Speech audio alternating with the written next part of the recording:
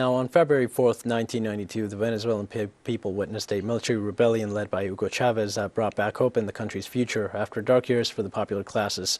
The impact of Chávez's uprising 30 years after the event is brought to you by Leonel Retamal in a series of stories. The phrase and the image still echo in Venezuela. Compañeros, lamentablemente, por ahora, los objetivos que nos planteamos no fueron logrados en la ciudad capital. Es decir, nosotros acá en Caracas no logramos controlar el poder. The chief of the military uprising of February 4th, 1992 wasn't still a key player in the political chessboard, but his words and face were recorded forever in the Venezuelan popular imagery.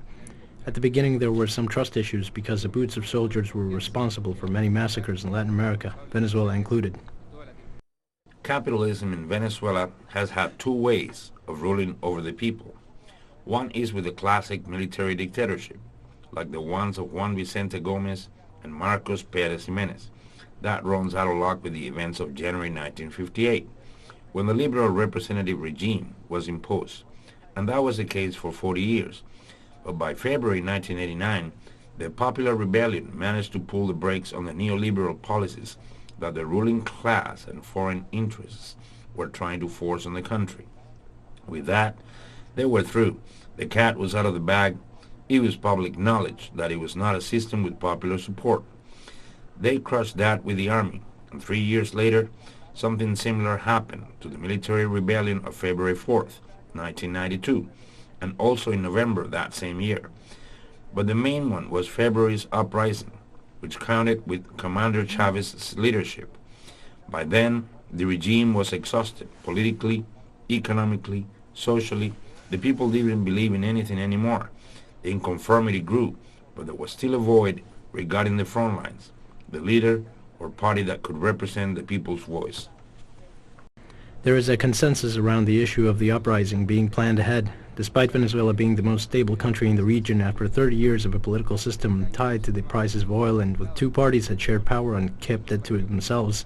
A social outburst occurred in 1989 protesting against the neoliberal reforms boosted by the International Monetary Fund. These massive street takeovers left hundreds of dead and thousands missing to this day. That's the tipping point of what had been the pact of a steady ruling among the elite classes. It shows how fragmented all of that structure was as an element of dissuasion in a country that the elites had used. The military showed all these cracks in that structure because the first process of the Caracazo revealed the economic troubles inside of it all. And it also revealed the crisis deep inside the dominant political parties. What really happened there? I know a phrase, it's Jose Marti's. It goes, it's not that men do not make the people, but that the people at their time of genesis tend to become vibrant and triumphant in only one man. There was a massive political void in the country, and the Venezuelan people felt as though they saw themselves reflected in that very short speech given by Commander Chávez. There is consensus among revolutionaries, historians, even opposing sectors regarding the events of February 4th as a military failure. However, they were a political success in the midterm, for in 1998 Chávez won the presidential elections, making that year a breaking point for the country's most recent chapter in history. Leonel Retamal, teleSUR, Caracas, Venezuela.